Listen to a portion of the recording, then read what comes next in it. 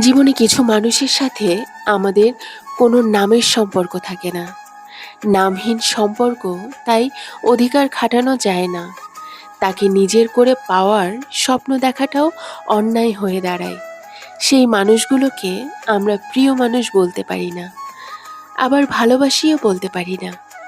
নিজের মনের সাথে সবসময় একটা মানসিক দ্বন্দ্ব লেগে থাকে।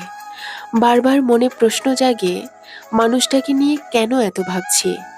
পরক্ষণেই আবার অসহায়ের মতো মন বলে ওঠে, তাকে না ভেবেও যে পারছি না। শুধু উপলব্ধি হয়, মানুষটা আমার অনুভূতি জুড়ে থাকা বিশেষ কেউ, যাকে হারানোর কিছু নেই, পাওয়ারও কিছু নেই। এজন্যই হয়তো একজন সুন্দর করে বলেছেন, আমাদের প্রেম হয়নি, হবেও না। ভালোবাসি প্রকাশ করা হয়নি, হবেও না।